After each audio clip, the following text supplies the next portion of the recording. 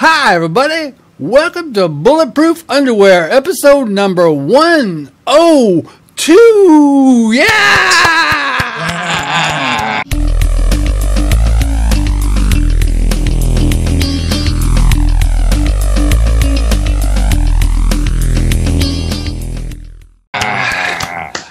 And I am your co-host, Yam Juice.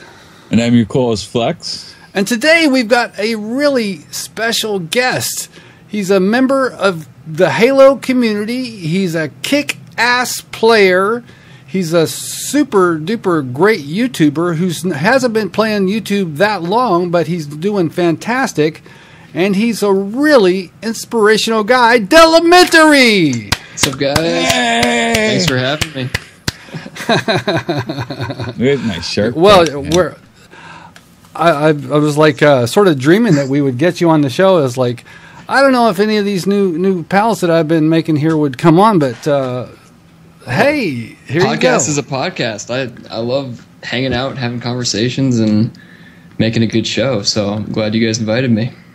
Yeah. Now, so one of the reasons why, you know, okay, you'll see that there's the poster behind me. It's a Call of Duty poster. It is hung there for a while, you know. Yeah. But I am more and more refocusing my attentions to another game, and that would be Halo. Yeah. Welcome back to the dark side. Thank you. It's I have to say it's really welcoming. I was looking for Halo videos, and the very first one I found was Lurker. Mm-hmm. And then through Lurker, I found you, and you two are still my two favorite guys. Well, no, there's a couple of other favorite guys. I'm not going to mention who they are, but they're right up there. Yeah. Yeah, Lurker he's a great YouTuber. He actually was one of the first people who got me into making videos, because I was like you, I was just a big fanboy of him because he made great content. And I kind of started getting into conversations with him, and I started playing with him a little bit. And he's like, "Yeah, dude, I was in the same boat. Like I had all my stuff for making the videos, and I just couldn't do it. I was too nervous." I was like, "Oh yeah, it's kind of the same place I'm at right now." But then we just got talking and playing, and he finally talked me into it. So I started making the videos, and like you, like everyone from the community kind of came around and rallied around and left awesome feedback and comments and showed the support. So it kind of grew from there. So it's been really fun. And it's cool to see that you have the same sort of, you've had the same welcoming experience from everyone like I did, because it makes it so much more fun to get involved with. Oh, it does. It's like I started liking a lot of you guys' videos and following you on Twitter, and people were following me back. And commenting when I would tweet and stuff. And then 2 days ago, I put out my first Halo video. It's like, my God, I got all these Halo views. video. Your first video in 2 fucking years, for crying out loud. Yeah, in about a year. About time you put one out. Yeah. It was good. I watched a little bit of it. Yeah, that's a good video. Yeah, I liked it. You definitely had a lot of personality in it, and you know, gameplay's improving. I could see it already in your second video that you posted. Like you said, your gameplay's improving, and you're a fun person to listen to. So yeah, you've got plenty of potential for everyone in the Halo community. You got that support already.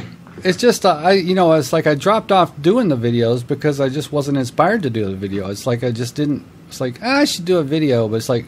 You couldn't get motivated, could you? Couldn't get motivated. No. You have to have the kind of the desire to do it, and it's like, so that's the way Ghost has been for me though. The whole way it's been like, should I post a video or nah? You know, I mean, and I could do a cast on one. You know, I mean, I could throw a Ghost video up and do a cast and just do like a subject content on it, you know, of something else. Yeah, let's talk about blueberries. Yeah, talk along with the video, you know. But just happen to have some ghosts in the background. I can't get into it. I'm not motivated to do stuff with that. I don't know why. Yeah. So now all of your videos. Getting into Halo is a lot more fun. Mm-hmm. Del, all your videos are just within the last 2 months. More or less, yeah. I think I started at the very end of March, so it's been. Late spring, early summer, and that's about it, yeah. Yeah, so that is a remarkably short amount of time, considering how well, I'm just going to say it, professional and polished the videos are. It's like, thank you. Yeah. Wow. Wow. Yeah, There's guys that have been doing it for years, and they don't just come off as good as these. Thank you. Yeah, I mean, I spent a lot of time sort of planning it in my head on the style that I wanted to do. The content is it's kind of been all over the place. I've sort of settled on the direction of kind of making competitive videos that can help people learn if they want to, if they're kind of at that level where they are not quite hopping into the competitive side of Halo, but enjoy the game and play it regularly and are trying to improve. So I'm kind of focusing up in that direction, but as far as the style goes, that was sort of what was churning around in my head for all those weeks before I actually started making the videos. So yeah, well, you do have a style. You do have a style. Yeah. You'll open up and you'll start talking about stuff, and you've got a really great tone of voice, and then it's like, friends, let's talk Halo. So that's what it's all about. Like, that's when I first started the videos, I kind of had that in my head the whole time. Like, well, I can throw some personality in there. I'll try to keep the style where I can, but at the end of the day, I'm just there to talk about Halo, and like that's the whole reason I started YouTube. The whole reason I still play video games, to be honest, is just, hey, that's such a great game and I love it. So that's what it's all about. Which version of Halo did you start out on? I started with the first one, Halo Combat Evolved. So that came out in 2001, and I was younger at the time. I was just prior to being a teenager at that point. So you had those blinding reflexes. So you were a squeaker. Yeah, there wasn't even Xbox Live when I first started. Like that was back when the Xbox controller was like the size of my head. It looked like a bug. So that was tough using that gigantic controller. But no, it was just me and my buddies that we'd play campaign a lot. Like I was kind of just that kid who liked playing campaign, and we'd play multiplayer a little bit. But I never really played Combat Evolved competitively. That was just kind of me learning the game. Mm-hmm. And then so I've kind of been with it, the series, with each iteration. Like I played Halo 2 a lot. Played a lot of LANs with friends, just local, like split screen sort of stuff. Yep. Taping the bed sheet to the middle of the TV so you couldn't screen peek, that sort of thing. Yep. So a lot of that, and a little bit online. Like I actually didn't play a whole lot of Halo 2 online, but just towards the end there, when Xbox Live, when I finally got into that, and then obviously Halo 3, 4, and Reach, I played a lot of. So I've had quite a lot of hours logged into the franchise as a whole. Yeah, so was Xbox Live the reason you were, like, you talked your parents into getting broadband or something? Actually, yeah, no, they had decent internet. Like, I always had relatively good internet, at least compared to my neighbor. We'd always come over, he'd bring his Xbox to my house so we could use the, I think it was just DSL at the time, but it wasn't bad. It wasn't well, back in those days, most people had dial-up, Yeah, exactly. Like, you have to listen to that annoying... Yeah, that sound like a donkey having a Yeah, no. So we would play a lot at my house online. And yeah, my parents were always a little apprehensive. They didn't like the idea of me just playing video games all day. And I'm like, I'm playing with my friends. They're like, no, you're sitting there by yourself. No, they're all online. Like they're there. I promise. Yeah. So that was a weird transition, but overall, like Xbox Live was a big reason why I continued playing as many video games as I did, like throughout high school and college. So when the 360 came out, you must have been in hog heaven. Oh yeah. That was I got a 360 like the same week that Halo 3 came out. That was kind of what sold me on it. And yeah, that was so good. Playing Halo 3 online with its ranking system and everything, that was addicting. Me and my buddies would do that for hours. Like because I lived kind of far away from the town where I lived in high school. Where the school was and where the rest of my friends lived was a pretty far. It was like a 20-minute drive just to get into town. So I ended up staying home a lot, just playing video games. Like that was kind of my activity, like after school. And yet you're not a big fat blob. Not yet, at least. I try to at least exercise a little bit too. So get some in there. Hey, I always say, on a nice sunny day, you can always look out the window at the sun and play video games. Exactly. You can open the window, feel the nice breeze on your face as you're hear the birds chirping. Did you ever play the Wii? It's like that. Mm-hmm. Like you'd play a game and all of a sudden a screen would pop up and it would show a picture of a window Go outside. Say, why not take a break? The only video game system to ever like try to sell you against it. No, don't play this anymore. You need to go outside and get some fresh air. Yeah, put the controller down. It's like, stop playing. Fuck you. Hey, that's not funny. I blew a rotator cuff on Tiger Woods golf on the Wii. I did. I got pretty intense with Wii boxing. I'm not gonna lie. Me and my sister.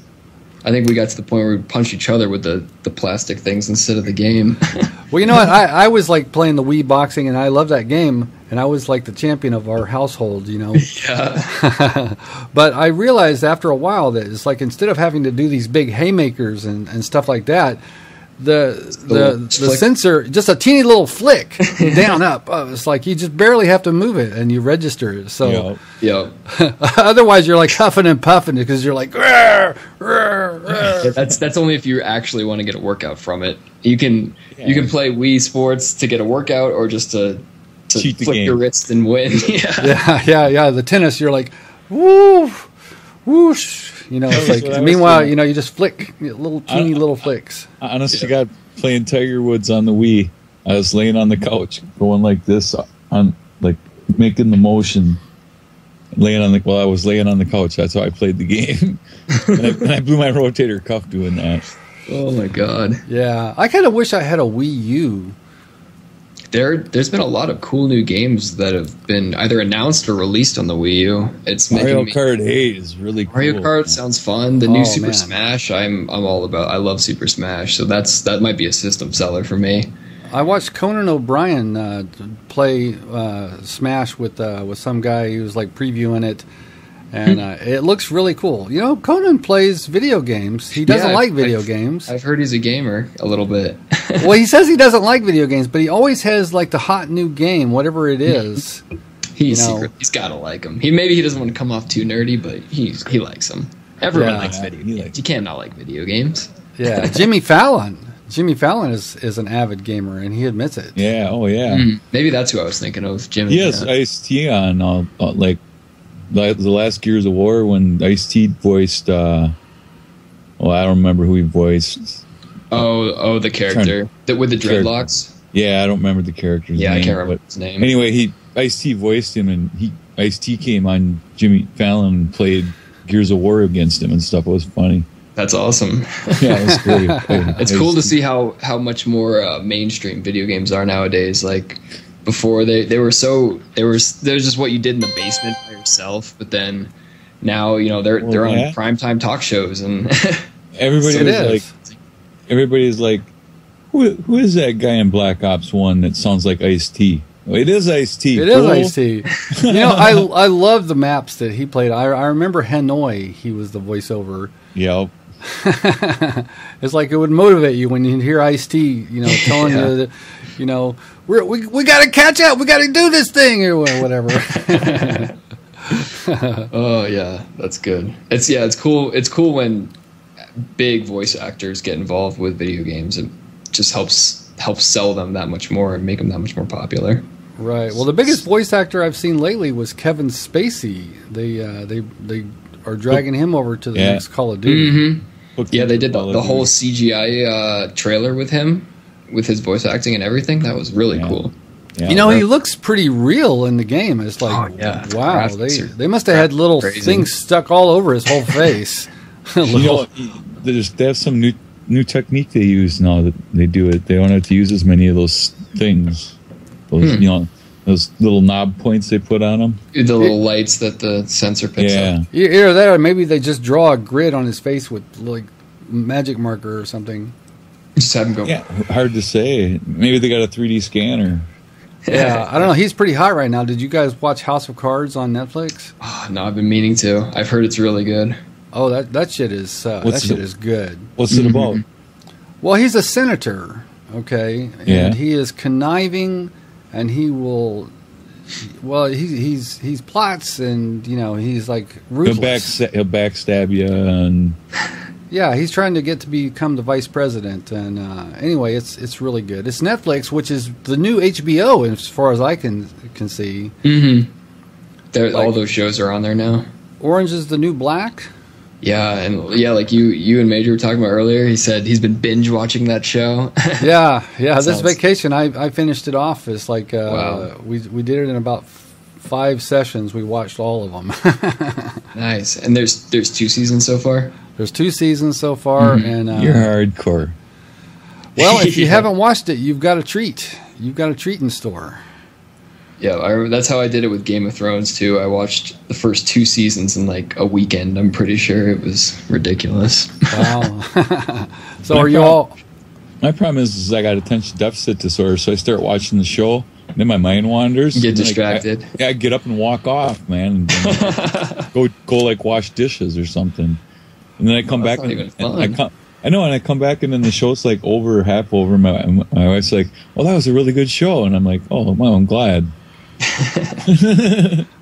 Well, it's kind of hard to dedicate a whole bunch of time to watching TV because you want to play video games. Exactly. I don't really watch that much TV just because I need that extra stimulation, I guess, that you get from video games. Where because you're right, like you said, Flex, I get kind of bored just sitting there for too long. It has to be a really, really engaging show. Otherwise, I'll just kind of lose focus and start thinking about playing games or making another YouTube video, or there's plenty of other things that I can be more involved with that are more fun for me. Yeah. To kind of have that engagement. Well, making YouTube videos is a lot more time consuming than people probably think it is unless they tried it. Yeah, it does.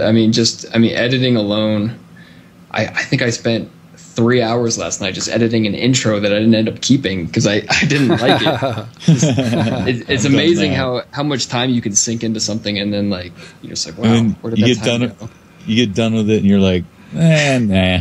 Are you going to change your intro? Like, wow. No, actually it's the intro for my new series coming up. Hopefully that'll be releasing this week on my channel. Yeah. I'm about to play a video game and talk at you. I believe they call that we should commentary. We need a new intro for when we hit 2-year anniversary, man. I know. We probably do. I slapped that thing together, really fast. I remember. I like that intro. I watched a couple minutes of a few of your shows before this, and I was like, oh, I like that the way you do the intro. It's funny, and the hat's perfect. But yeah, it is hard to change something like that though, especially when you get so used to doing it the same way every single video, and then like I've had people tell me, "Oh, I like your intro's awesome. That's like my favorite part." And I was like, "Really?" I was kind of thinking about changing it, and they're like, "No, it's too good." Well, I like it. I like it, but don't change the outro. I love that music. That music is perfect. Whatever the hell that is. Yeah, I tried to find the most upbeat and like happy and send you off on a good note. Now go kick ass in Halo sort of thing. Yeah, it's like Flex doesn't know too much about you because I just sort of this Halo thing is kind of my deal. I've been doing, and he's drugged me into it because that's what he does. Yeah, I dragged him into it. You'll get addicted soon enough. Don't worry. So you definitely have to watch some Dell videos. What happened is I picked up a disc and it was one where it had a few chips in the middle, Oh yeah. And then I popped it in mine, and it must have chipped it further, and then it threw it out of rounds, so it wouldn't play. So I actually had to chase down to the GameStop and get a new one. Yeah. I told him I want you to play Halo. So he said my disc is not working. So he ran out the same day, came back. He had a new disc. And we played that day. That's right. Nice. So I just before this conversation, I made public my second Halo video, and Flex is in it. You're in it. You're in it. Yeah, you're featured. I watched it. I didn't get all the way through it, but I watched some of it just before this, and that's what I was saying. Like I could see how much better you've gotten already compared to your first video, landing those headshots. I know. I got a lot of headshots. It's but that's wow. And that's the addicting part about Halo 2. It's like, because like you said, there's so much to learn. There's so much skill curve involved that like you can actually see yourself improve like that pretty dramatically. And that's what makes it so addicting is when you're like, oh, I got that down. What's the next thing I can do? Oh, I can do that. Let's go for that now. And then you just keep there. Yeah. It's like I'm trying to get past the part where you first starting to learn how to jump right, and then like control your gun at the same time, because I don't have scuff or nothing. I just got a controller. Yeah, and it's like I jump up and it's like I'm still trying to get the gun under control and aim, at the same time and shoot. Yeah, Yeah. Hey, man. Hey, but man, the light went out. The light went out. Your light did go out. Yeah. Well, when I first was playing it, I was just focused on aiming. And just standing there, I'd see an opponent, and I'd just stand there and focus on aiming, and of course he'd cut me down. Because you're standing still, all worried about your aim, and then you're not moving, so it makes it easy to kill you. Okay, so step 2, aim and move at the same time. Yep. Right. See, it's incremental steps. You learn to shoot, you learn to jump, you learn to move. And then you put them together, and then you get better and better and better while they're combined. But it's all those are each steps. You got to do one, then the next, then the next. Yeah, a lot of gunfights end up with a melee attack. By one or the other party. You got a melee and a shot. I melee right away. That's my primary move right now, man.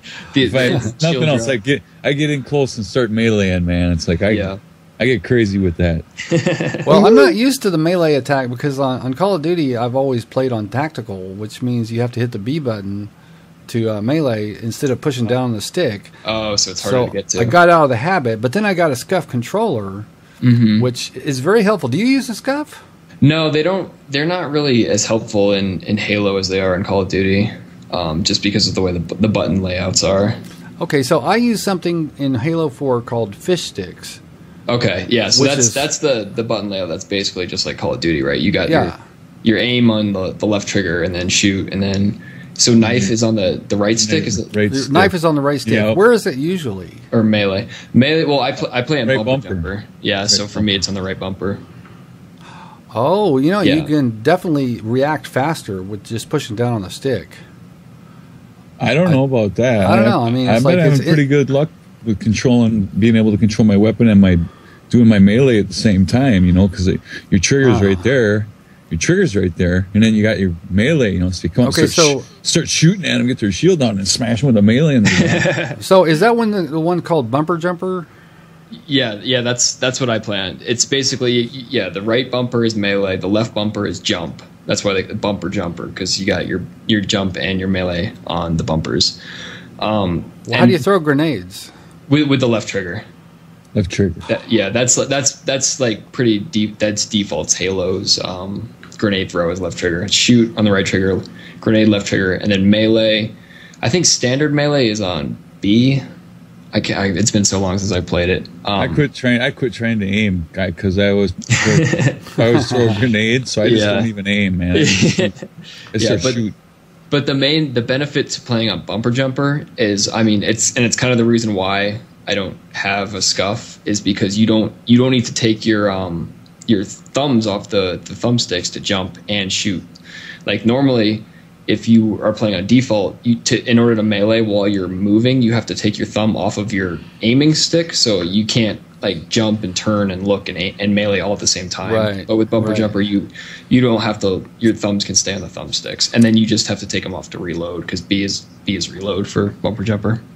Well, I got to say that no matter what layout you're on, a SCUF controller can't possibly hurt. Oh no, I'm sure I definitely wouldn't. And actually, for me, I'm probably gonna wait and just hold out for the Xbox One and potentially get one then. But the main reason I'd want one, especially on the 360, is for its no slow turn guarantee. However they make the sticks so they don't slow turn, because I use the standard black wired Xbox controller, and it's so bad for that. Every fifth time I'll try to turn and turn around and look really quickly, I'll get you guys know the slow turn I'm talking about with the controllers, when you kind of push the stick and it doesn't quite register all the way, so you're turning slower than you should be. Right. Yeah. So that happens to me way too often. It's not good. Yeah. And another thing that's good is you can calibrate the stick so you have a hair trigger. Oh, so you have to pull it down all the way. So you just breathe on it and you shoot. Wow. So I don't know if that saves you 1,000th of a second or whatever, but yeah, and like I said, and you're right, because it's especially good for Call of Duty because it is so fast paced and every kill comes down to tenths of seconds versus seconds. Having that quick advantage is probably more helpful. It can't hurt, like you said, it can't hurt in Halo, but for Call of Duty, I can see why it's so popular. Call of Duty is so prone with lag that It is. Yeah, I mean, and Halo's the same. I know Halo. I know Halo is. I've seen it in Halo too, but I mean, it's like it's way worse than COD, man. Really? Wow, it is. Don't you think, Cam? It's well, tough, I think so. I think so. Well, for one thing, a game where the deaths happen in tenths of seconds, okay, lag will really show up. In games where you have to, like, 5 pulls of the trigger to kill a guy, well, you know, you have a little bit of lag, and you still might win that gunfight if you just have better aim than the other guy. Yeah, so yeah. I think the more health you have, the less effect the lag has. Because the thing that's screwing you up is spread a little bit thinner, so you've got more room for them to make mistakes or you to do something good. Right. Now, in Call of Duty, I've got a lot of friends who they love to play hardcore, which is like a 1-bullet kill from almost any gun. Wow. Yeah. And it's like insta-kill. Yeah. Well, then you don't have to worry as much about that lag either. That's why they like it, because, you know, it is true. If it starts lagging real bad, you can still get people with a 1-hit kill. So it's like, even if the hit detection's kind of poor, or if it's lagging out a little bit, you still get you're still getting a fun game out of the deal. Yeah. Well, when it's like that, for some people, core is so frustrating that it's just like it's not fun for them, and it's like I can understand that. I know, but see, I would like Mango, Call of Duty would be better if I understand. If it took twice as many bullets to kill, it'd be better. Yeah. I mean, like you said, it could be that for the reason of you got a bit of a chance if they only hit you once and then maybe mess up, and then you can get the shots on them. Yeah. I like to okay, you're tagged, so you know, take cover, go around the corner, and regroup. You know, I've been playing I got the invite for the beta for Battlefield Hardline. And they actually show you where on your body you got hit that was the critical hit. Now they have a little icon that shows where the critical hit was. I saw that icon on watching some people play. Yeah. Wow. Yeah, that game looks interesting. I haven't posted any video on it yet because I'm telling you, I'm so terrible at it that it's embarrassing. Yeah, I understand. It's really it's fast paced. I mean, it really is. Is it more Call of Duty-ish almost, like in terms of the weapon damage and scale and everything, or is it still Battlefield? It's Battlefield. Oh, okay. It looks like Battlefield. It looks like Battlefield. Have you watched any of the gameplay? It plays like Battlefield. Not really, no. It plays like Battlefield. So I don't know. Yeah, that's interesting. But I just appreciated the opportunity to play it. I mean, totally. It's kind of fun. Well, what a crazy idea, cops and robbers. It's like, when was the last time you ever saw like criminals who had a dozen guys, coordinated on a thing with like vehicles and machine guns and stuff like that. So just like a one-man holdup at a convenience store. I mean, what was that game on? I first played it on the PS3. Payday. The guys with the clown masks. People were saying it looked a lot like Payday 2 or Payday 1, whatever. Payday, I don't know. I thought that game was kind of fun. Yeah, I never played it, but it sounded like a cool idea. Just co-op heisting. Big co-op heisting, man. It was great. I played it with Laz. Yeah. Well, I don't know. I guess the idea of being a criminal is kind of cool because, like, in your real life, you got to follow rules and all this. But hey, it's in a video game. No rules. You can That's why Grand Theft Auto is so popular. You can just steal cars and beat the shit out of anybody you want to. It's like no repercussions. Did you get? You played GTA 5, didn't you? Yeah, a little bit. Yeah, we played that with Manda and. Yeah, it never really captured my attention too much. Yeah.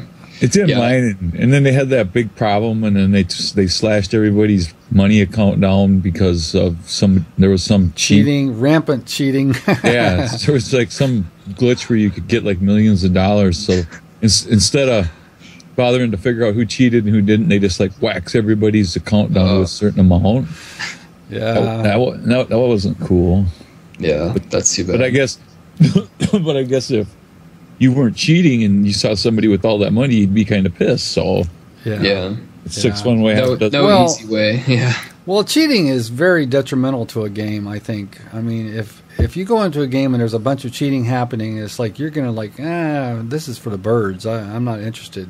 Yeah, exactly. That's why I'm really hoping that with the Xbox One and all these next-gen games coming out with their dedicated servers, that basically gets eliminated. Like, there's no more problems that come around from having a bad host or someone. Yeah, Titanfall, exactly. Did you play Titanfall? Yeah, on Xbox One. It's such a good experience. Like as far as the connection goes, like the netcode, so smooth at every single game. Yeah, it really is. I think I played it a couple hours and I got a couple like server hiccups where it would just make everyone have to load the game, but then it was just flawless. Otherwise, it's like playing on LAN. Such a good feeling. We played the 360 version quite a bit for our game night. Yeah, we both got it on Xbox One and 360. We have a game night every Tuesday that we invite people to. It's like traditionally it was always Call of Duty, but it hasn't been Call of Duty for a while. It's been Titanfall. Titanfall and Call of Duty. We played Black Ops the last time, and everybody's got Halo 3, so we've been thinking about having a Halo 3 night. Oh, cool! Yeah. Well, I don't know if everybody has Halo 3. I mean, it came out free. It was free. But I don't know if everybody took the opportunity to download it. Oh. Hey, so Del, how is it? It's like I figured it's like getting into Halo, biting off Halo 4 is enough for me to chew right now. I have Halo 3. Cool. Yeah.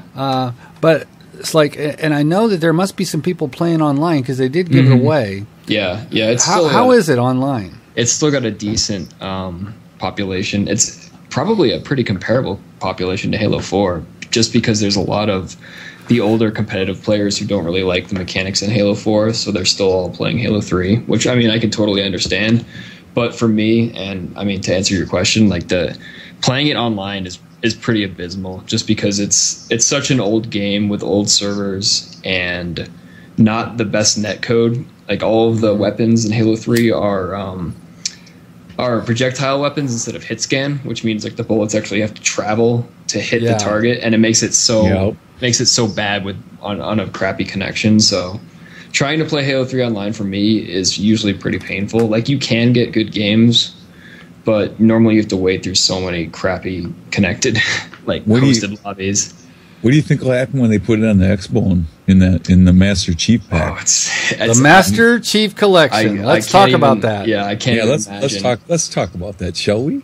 Yeah, that's just going to be like, that'll be your chance to really get to experience Halo 3 online, because that'll be on dedicated servers. And even if it does have the projectile kind of bad net code and that carries over, at least the connection will be good. And like, playing Halo 3 on LAN is flawless. It's so much fun and it feels good. But so going and taking that similar experience and bringing it to an Xbox One with the dedicated servers will just be crazy. And same with all the other Halo games too. Like, you'll get to play every Halo game, even Halo 1, which never had an online component. All those maps, man. All those 100-something maps. It's like, it's oh my crazy God. to think about. It's like, when they were telling about that, I was expecting that game to be $120. I told Shelby, my wife, I said, it's going to be $150, man. They're going to want $150 for it. They have to, or they're just going to tack on like 4 DLC packs at $20 a pop. You know, it's just it's got to be some way. And but no, they said they include everything for $60. That is what you call fan service. Yeah, exactly. That's 343 just being like, okay, we got to turn our franchise around. Halo 4 didn't do well population-wise. It fell off pretty quick. We know what everyone wants. We're going to bring back, and no matter what Halo game you liked, you can play it next gen. We heard you. Yeah, exactly. And here's it for cheap, so we're sorry. Like, it's just perfect. It's so perfect. So, you know what's funny is it's like the PlayStation 4 has come out and it's taken a quick lead over the Xbox One. Mm-hmm. And back in the day, one of the reasons that the Xbox Live did as well as it did, the Xbox 360, was because of Halo. It sold tons of boxes. Yep. Halo 2 basically is what made Xbox Live so popular. Everyone wanted to play Halo 2 on Xbox Live on the original Xbox. Yep. And when 3 came out, they sold just shitloads of boxes. So I think maybe this is Xbox's chance to catch up in the console war a little bit. Oh, I know literally hundreds of people who had the stipulation of only buying an Xbox One for a good Halo game or a remake or something. So like this, there will be hundreds and hundreds of Halo fans buying Xbox Ones just to play the Master Chief Collection, and I don't blame them at all. Like that, even if the game was like $150, but it's not, like they know they can take the price down because it's going to sell systems. Like that's a system seller. Especially next Christmas time. Oh, it's going to be crazy. And now that they took the Kinect off of it and dropped the price on it, yep. It's like, they were smart with their competitive pricing. I mean, you can go to GameStop and get, what is it, 50% bonus on trade-in for a system right now. It's still going on. Today, I think is the last day of the promotion, but you get 50% boost on your trade-in towards an Xbox One. Wow, cool. Either version, connectless, your choice. So. Yeah, I mean, I know I'll definitely be trading in my 360 once the Master Chief Collection comes out. I traded my PS3 in on it because I paid, that gave me freed up some money for other stuff. So, because that was just my PS3 was sitting on the shelf doing absolutely nothing. I mean, I had tons of games on it, and I just wasn't even playing it. And it's like, what's the point? I mean, I got the technology sitting there, and it's just soaking up dust. Yeah. And so I figured they had the big trade-in deal, so I was like, all right, man, I'll take the trade-in deal. I'll take store credit and stash it away for later.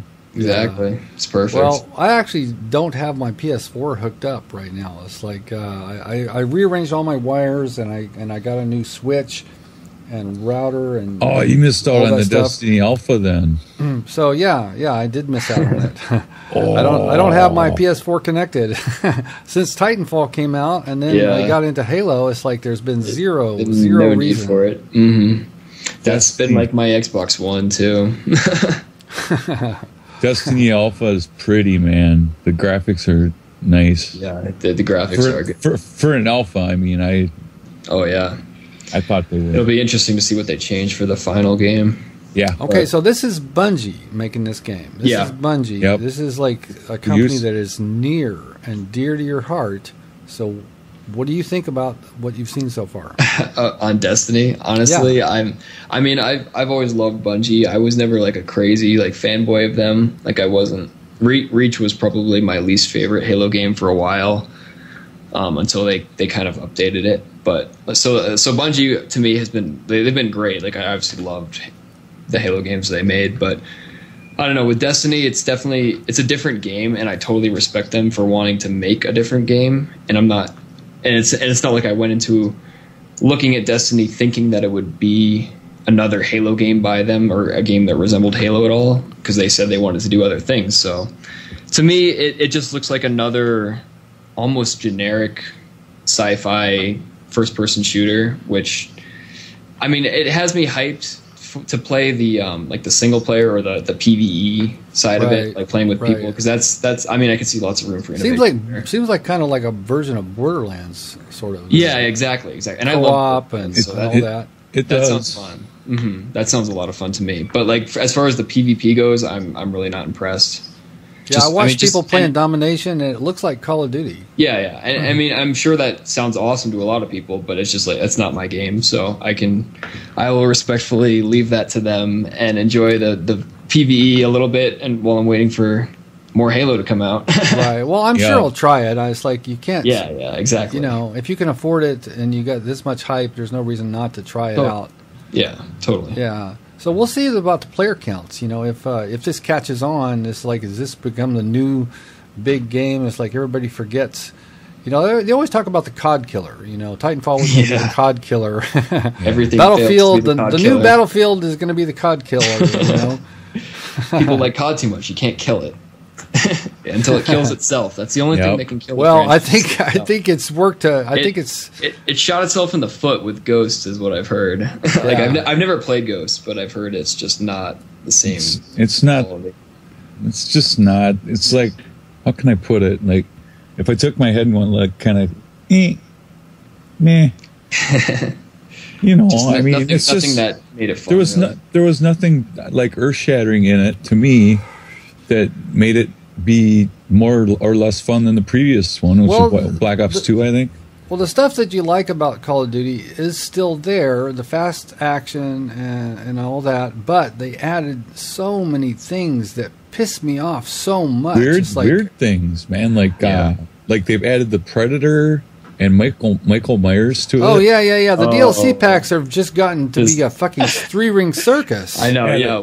We were making fun of your of you guys with your game on one of our podcasts. We were talking about those DLC packs in particular. Like and we use the same word. Is that a circus over there? Like it's like what are they pirates and El Mariachis. You got the download maps, which are screwier than hell, and then you got the microtransactions where you can order up the reefer pack and have Snoop Dogg do your commentary, or have you can have Snoop Dogg do. And then he goes, and then there's a game called Blitz or Cranked. You probably know this. Yeah, where you blow up, and if you don't kill them. Right. Yeah, 5 seconds out, the default guy goes 5 seconds to termination. Well, that's Snoop Dogg. Snoop Dogg goes, sayonara, motherfucker. and he doesn't say cranked. The regular announcer says cranked when you get a kill. He says crizanked. Crizanked. Oh my god! It's got to be. I can't. I sort of like I can't be involved in something that fucking stupid. Yeah, exactly. I could totally understand, and you can tell they're just marketing to as many people. They know that Call of Duty is like that mainstream popular franchise that even non-gamers can get attracted to. So they're trying to bring people from ridiculous, like the music sections and movies and wherever they can to pull more mainstream players into their game. Right. Ever since Ice-T got into it, man, that's when all of a sudden. Ice-T. All the rappers realized they could voice act too. Yeah. Any rapper worth his salt has now been in blockbuster action movies, you know. Mm-hmm. Yeah. And wrestlers too. Have you ever seen a Stone Cold Steve Austin action movie? Oh my god, that guy is horrible. Oh, it's like watching a 6-pack of Blatz implode. That guy, he makes Chuck Norris look like a scholar. Yeah. Yes. Oh my god. Oh god. So I like watching cheesy movies, and it's like I'm not above watching a dumbass thing like that. Just the last movie I watched on Netflix was Machete Kills with Danny Trejo. Endless gore. Yeah. I haven't seen that one, but yeah, I love watching those movies that are so bad you want to watch them just to make fun of them, and you kind of get some kick out of it. Yeah. I got a friend of mine who comes over as part of our ritual. Every Friday night he comes over, and we usually watch. Either brings over a Blu-ray or we find something on Netflix. Mm-hmm. Yeah. Yeah, that's perfect. I love having people that you can kind of movie night at Uncle Yam's. Exactly. That's right. People to do movie nights, because that's when you get to see all sorts of crazy stuff that you'd never watch by yourself, because you're like, what is this? Yeah. Now the one thing that's a drag is I never get to play video games on Friday night. Oh yeah, so you just got to get him into video games now too. He's an actively anti-video game guy. Oh really? Why is that? Well, he's kind of an intellectual, and he feels that video games are like he dismisses, the social aspect of video games, where you got friends online who says, but are they really friends? It's like you have to analyze their motives. Well, it's like I'm like, you spend hours and hours and hours with these guys. You know them like the back of your hand. Mm-hmm. It's like, yeah, they're friends. It's like you can't reach out and like, smell their BO or anything, but they're friends. Yeah, you get to. Yeah, I've met plenty of people through Xbox Live and through YouTube and everything, and there are people I consider friends because you're right. I've spent hours and hours and hours getting to know them and talking with them, and when you play with them so much, I mean, it's really no different than having them sitting on the couch. You're just not sitting on the same couch. You're just having a conversation with them. If you were walking up the street and you seen them, you would know them. Yeah, exactly. Oh, yeah. You may not recognize them, but you would start. Hear the voice and be like, you start talking to them because you know them, man, and it's be like that. Yeah, well, I've known Flex for like about just going on 3 years now. And even when we're not doing, playing video games together or doing this podcast, we usually Skype like at least every other day, sometimes every day. Just to shoot the shit. Just to shoot the shit. Yeah, totally. And it's like sometimes we're like desperately trying to figure out who we're going to get on our show. No, and that's totally fun. Like, and it's cool too because it gives you opportunities to make friends in places that you'd never even think about before. Like I've got guys from YouTube in Australia and the UK and Ireland. Oh yeah. Well, earlier I got friends on my friends list. A little bit before this podcast started, I was playing Halo with Dell, Modest Major, and Lurker Zero. It's like, oh my God, I'm playing with these cool guys, and they're super good friends. They are super tight, and it's like I want to be friends with these guys, and I'm a little intimidated. First of all, because they're so tight, and plus, it's like, they have these YouTube channels, and it's like, I don't know, I'm a fanboy. I mean, like I said, I was a fanboy of them too. I've only known Lurker Zero and Modest Major for as long as I've been doing YouTube. I've only had a couple just months worth of conversations with them, but I think it's something about when you're all making YouTube videos, like you're all doing the same thing and you're bouncing ideas off of each other and you're playing together and you all have that common interest. You kind of bond a lot quicker. Like It might seem like we are super close and like we have conversations all the time, but like we haven't known each other that long. So I mean, you're just a little bit behind the boat now. You're just catching up, and you'll be just as tight soon enough. Yeah. Once you get to know everyone.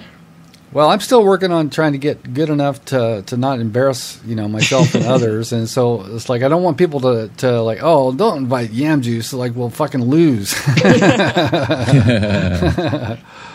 But it's like, I'm going to pester you guys, on my journey to getting better. Yes, perfect. And that's all it takes to get better. It's just lots of practice and some cool people to play with. So yeah, in fact, your very last video that I watched was it's like, don't be afraid, or it's like you're trying to encourage people to come out and play with you. You're going to have host a thing of first 8 people to respond. It's like, don't, overcome your fear or whatever it was. Very inspirational. It's like, that's the thing, Flex, you got to check him out. It's like, even if you never even heard of Halo, you're going to want to play it after listening to him. Actually, I had one of my buddies from Xbox Live who had always been my buddy for a long time, and then I told him I was making YouTube videos, and then he's like, oh, I got to see him. So he went out and checked out the channel and watched my videos. And he comes back a few days later, he's like, dude, you are awesome. My roommates watch your videos, and they don't even play Halo. They just like watching your videos. Like, yeah, it's perfect. Because to a certain point, like, the videos can apply to any game. I just happen to really like Halo, but like that sort of stuff where it's like, if you really want to get better at something, you got to reach out and take advantage of when you can. You play and like play with good people and like have chances to learn. You got to just take them and not be afraid to get out of your comfort zone and. Right. Whatever. Well, you know what? A guy like you, I mean, it wouldn't matter whether you're talking about Halo or whether you're talking about model trains or stamp collecting. It's like with the enthusiasm and the passion that you have, it's like it really comes through the video, and it's like, yeah. Let's fucking play Halo, come on. Yeah, let's go out and collect stamps. Yeah. Unfortunately, I could never have enough passion to collect stamps. But I mean, it's like, I'm just saying, whatever it happened to be, anything that you were talking about with that much passion would just, it would resonate, That's clear. That means I'm achieving my goals. Then that's perfect. If I can get, get people hyped on Halo, that's perfect. Right. Now, so you're an incredibly good player. Now, even among very good players, Major and Lurker, I was playing with you. I saw you firsthand. You dropped a 50 bomb. Yeah, matchmaking it. Yeah. I mean, yeah, I've played a long time, and I've kind of, I guess, have a natural aptitude for it to a certain extent. But I mean, even just playing the way we were, like in matchmaking, that's not really me. Like, that's not me playing, I guess, extremely as well as I could be, just because. Yeah, you're not going try hard. Like I was explaining to Lurker and you and Major, like in matchmaking, you have to deal because there's not really a playlist that's really considered, like, I guess in the Call of Duty community, you've got like your league play or whatever, where it's considered the competitive playlist, where they've got all the features in it that make it like as hardcore as it can be, basically. Well, in Halo, at least for Halo 4, there's no playlist in matchmaking that kind of has that to the extent that like really competitive players want. So a lot of the time in Halo, you play your really competitive matches in those custom games like I was talking about. Like you'll set up a private custom game and invite people to come play, because then you can change all the settings yourself and then it becomes really competitive. But in matchmaking, it's sort of just, that's where I like to go, and like when I'm playing with you guys and just hanging out, talking, like enjoying ourselves and just kind of kicking random noobs' asses. Like that's a different pub stomping. It's a totally different, I guess, experience. Right. And that's why, like, that's kind of the whole idea behind a lot of the videos in my channel too. It's like I'm trying to find the people who want to make that transition from that pub stomping, social matchmaking sort of thing, and then go into the competitive custom games and see how well they can do. And just getting that experience, because it's hard, because you need to have people who do them to get invited into those lobbies, because they are private. You can't search on them. Right. You can't search online. Okay, so the next step after that, what if, like, say what if Halo, Master Chief Collection really takes off and like a competitive scene develops where, there's tournaments, like amateur and professional tournaments, like would you want to like form or join like a team, we're going to practice for 4 hours every night kind of a team? Yeah, I totally would. Like that's part of what makes the competitive Halo so much fun. And there are things like that happen now with Halo 4. They're small because, like you said, it hasn't really taken off yet. But I watched Golden Boy cast over a Halo 4 tournament. It was pretty cool. Which one do you remember? It was about 3 or 4 months ago. Was it 1v1s or was it a team? Like team? No, it was teams. Oh, it was teams. And Golden Boy was announcing it. It's like, oh wow, I didn't know Golden Boy knew anything about Halo. Yeah, he used to do quite a few Halo casts, if I remember, like back when AGL was kind of big. AGL was like the big tournament league sort of thing that took over Halo after MLG dropped Halo towards the beginning of Halo 4. So they ran a bunch of tournaments and that league fell apart. And there's just been a series of like little like kind of online groups that run tournaments, and I do those somewhat regularly. And then they also have another league called Iron Gaming that's popped up recently and is running pretty big LAN tournaments for Halo 4 as well. So I mean, there's stuff out there, but you're right. Like when the Master Chief Collection drops, like I'm quite positive that a pretty big insurgence of like competitive Halo will come back. And we'll see a lot more of that sort of tournaments. Like we might even get to the point where MLG picks Halo back up, and then we'll have these big events like with Call of Duty. We'll have Call of Duty and Halo on the main stage, like back when Halo used to be kind of like the head of MLG, the way Call of Duty is now in terms of first-person shooters. Yeah, well, I do like the Call of Duty competitive scene. Like, I know a lot about the teams, Optic and Team Caliber and Evil Geniuses and all those, and I sort of follow a lot of the players. It's cool. I like it. I can't do it myself, but it's cool to see the way they branded it and really kind of taken off in the teams and developed personas around all the different players on the teams and helped market the tournaments in that way. Like that's basically how MLG did it with Halo back in Halo 2, like in 2006, 2007. And it's cool to see them kind of taking the same steps with Call of Duty to make it really popular and having these big prize pool tournaments. Like the finals have the $200,000 prize pool or something like that. Just crazy tournaments. Yeah, and they just came off the X Games the other week too. They actually competed in the fucking X Games. I know. That's really cool to see how video games have really taken root in just generally competitive sports-esque like tournament scenes, and it's not just like a bunch of kids playing video games. It's like they're real competitions with really skilled players for competing for money. But of course, the biggest competitive esport is League of Legends. Oh yeah, it's crazy on that side of things.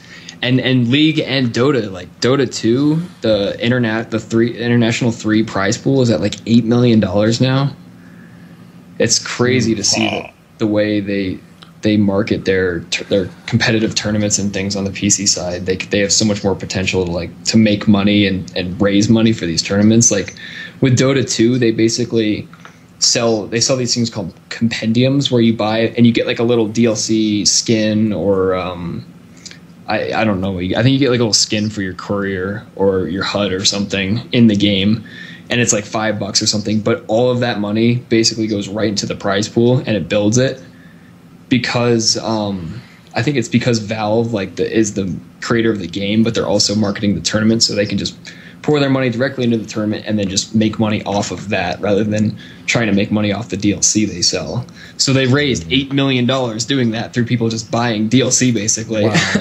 There are a lot of people playing it. If you look at Twitch, every single time League of Legends is the #1 game. It's like unbelievable. And Dota is usually number 2. Yeah. Maybe StarCraft, you know.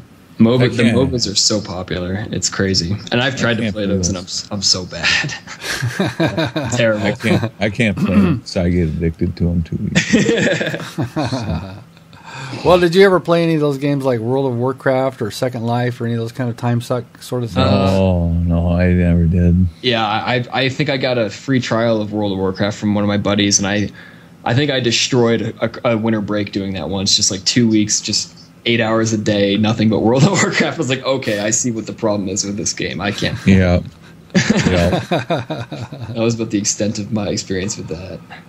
Yeah, that South Park Once episode the addiction was really takes over. Yeah, the South Park episode where they all get usually fat, get super fat, and sitting in the basement. That's a fun episode. Oh, South Park is good. You know, South Park is a national treasure. That has been going on for a long time. Yeah, I actually, my girlfriend graduated college last month, and the commencement speaker was Eric Stowe. He's like and I think he's the animation director for that show, and he's he's not the voice, but he's like the inspiration of the character Butters. Because the creators for that show are alumni of my college, and she graduated from the same school. Oh yeah, that's right, Colorado. Yeah, at CU. So he was there, and I don't know, they weren't there. I don't know if they've ever done a commencement speech there, but it was really funny to hear all the stories about South Park. It's a good show.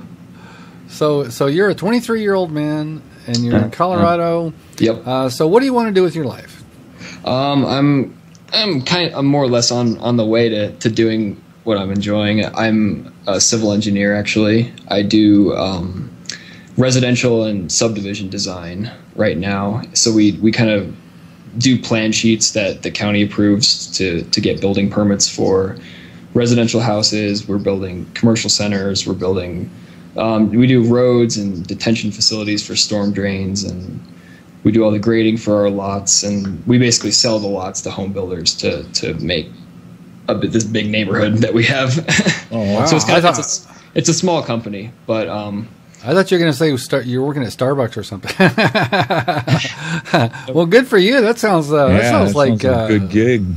Yeah. So it's pretty good. So I'm doing this for now, and working towards getting my professional engineering license, so I can basically either start my own firm or become like a project manager at somewhere else, or we'll see where it goes from there. But engineering's been it's been enjoyable, so I'm fairly. Well, you have to be smart. You have to be smart. Yeah, I'm more or less. You gotta be reasonable. Logic. Well, it comes through. You're an articulate fellow. But you know what?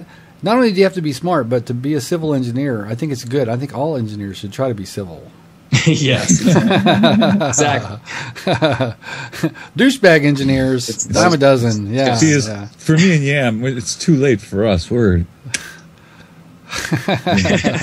you have a chance. Yeah. Well, I always try to be nice. It's like there's no good reason not to be. Oh yeah, totally. I mean, Xbox Live can be a cesspool sometimes. Man, pretty toxic.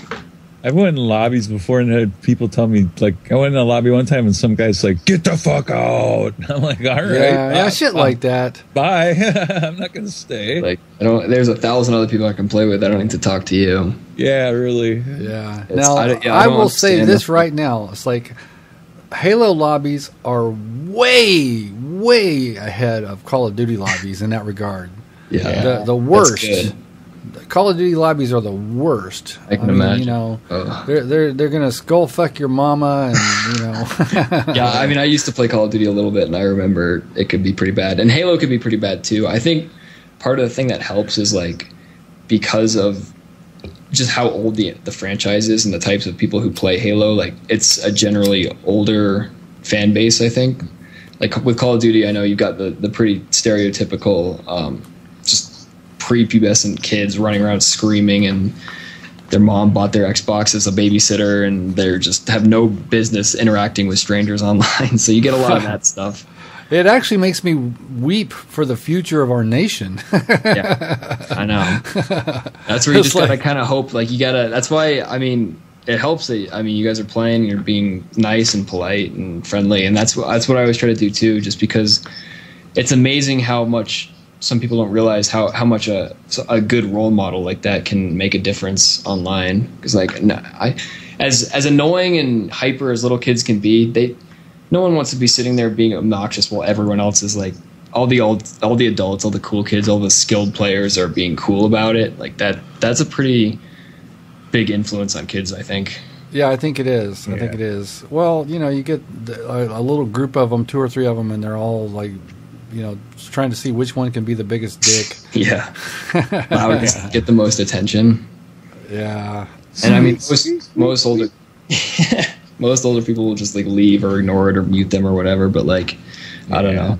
Whenever I find people like that, I'm guilty of trolling them in like in a polite way, like trying to bait them into being a bit more mature about something.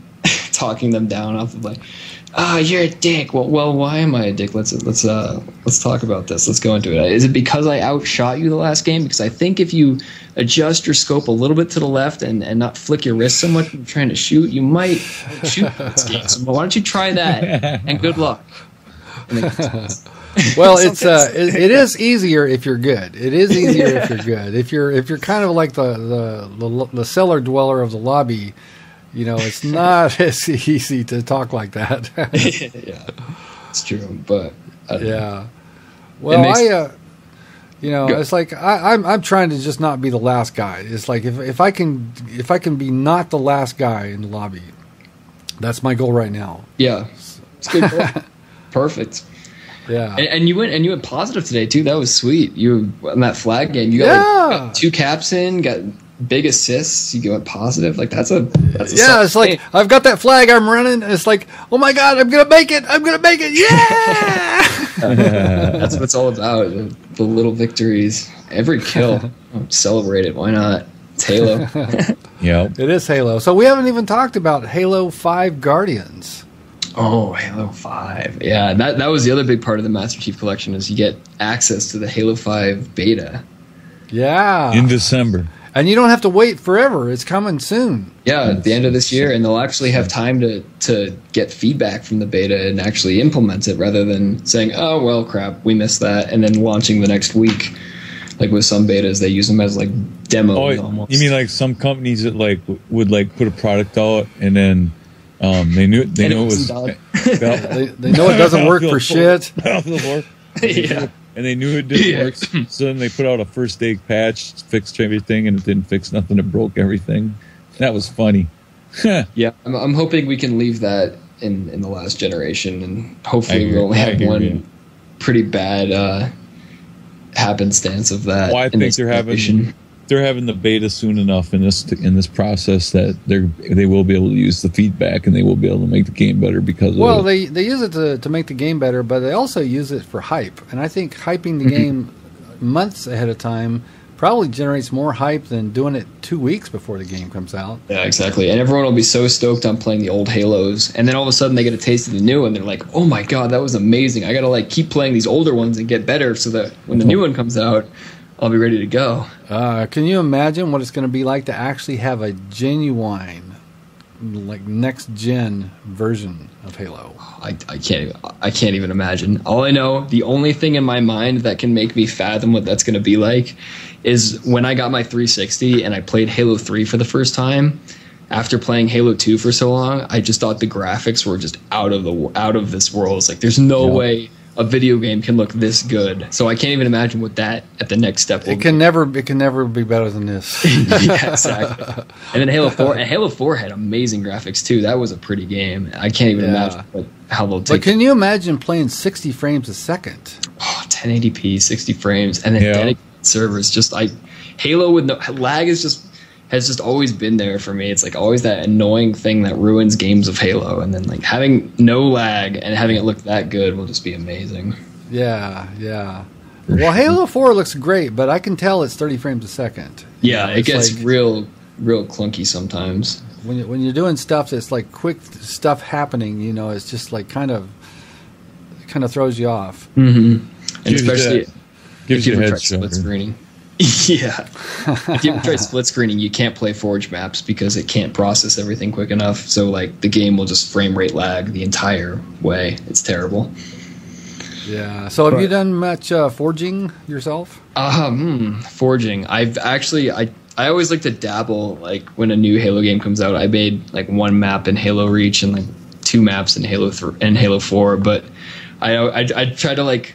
Because whenever I run the custom lobbies, sometimes I'd like sneak one of my maps in there and then see everyone's reaction without telling them it was mine. And they were never good reactions. They were like, "What is this piece of shit map? Like, I don't want to play on it." I was like, "Okay, yeah. Good map, I'll play on it, but I can't forge." Lose the number on this one. Yeah, exactly. So I mean, it's fun. Like I love people who like to forge. Like I love having friends who are big into forging because I get to play test their maps and like. They're so creative and make the two guys I can think of off the top of my head are Cray Spartan and Snurv. Like I don't know if I'll direct them to your podcast, but they're awesome forgers, and I know they've got a bunch of friends who do it as well. So it's cool to see the stuff that they can come up with, and I think it's such a unique thing to Halo is like being able to create custom maps. It is. It's very cool. Mm-hmm. Well, but like one of the first things that I did with Halo 4 is like I had a couple of friends who invited me, and like all of a sudden we're playing these obstacle courses and shit. I was like, what is this? Yeah, I was like, this isn't in the game. Yeah, in Halo, duck hunt and all kinds of crazy shit. You can race and in Halo there's endless amounts of ways to create fun little like custom games and completely different experiences from the main game. Yeah. So let's talk about Project Onyx. Oh yeah, Project Onyx. Yeah, Project Onyx. It's Project Onyx is a new Halo community channel started by my buddy iCleanup, and it's got a big group of us actually from the Halo YouTube community, like guys like you've met Modest Major, Lurker Zero's there, Toast Bomb, Rapscallion, Severed Void, Bullet Rebel, Carl's Commentary, Cray Spartan. I'm gonna forget people. I know there's like I think there's 13 of us. There's a lot of us. So basically, we've got different divisions. We've got commentaries. We do podcasts. We do a podcast every week. I actually have to record that later tonight too.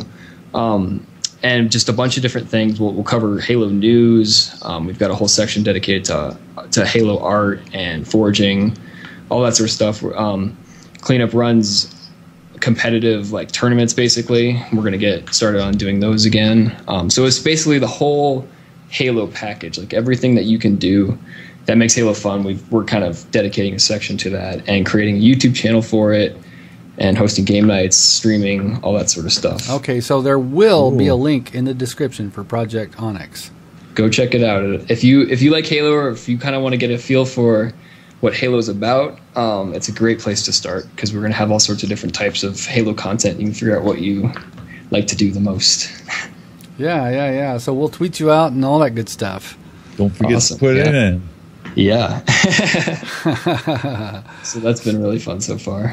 Yeah, so I think we've had a pretty good Bulletproof Underwear. What do you think, Flex? I'm almost done with my second beverage. I think we're about there. This has been a check the hands. Yeah, we got the sugar buzz going. Caffeine buzz going. Yeah. We're there. So this has been a super cool, and this is our first Halo-centric bulletproof underwear that we've ever had. Halo. Yeah. Awesome. I'm so happy that you guys wanted to invite me and talk a little bit of Halo. I know you guys are mostly COD and Titanfall guys, but it's always fun to get some new Halo players in the mix.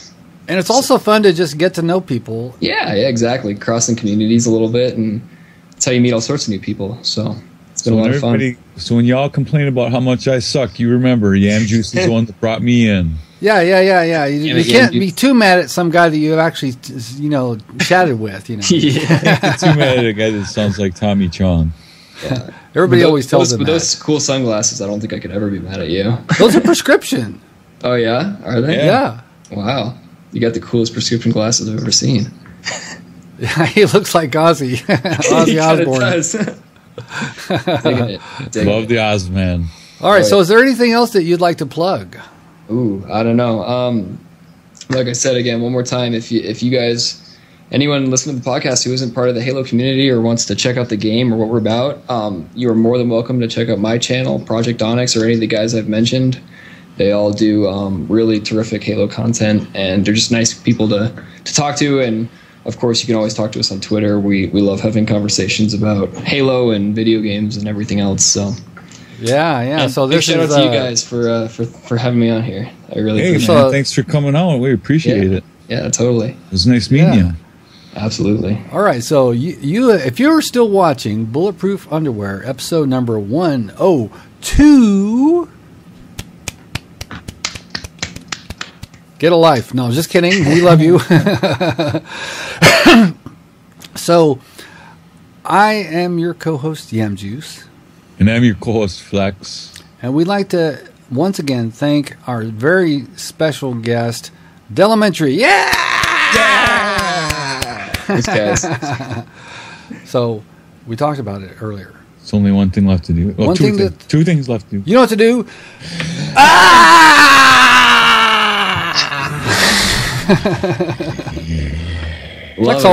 Flex always milks it. Oh, no, I pulled my headphones out.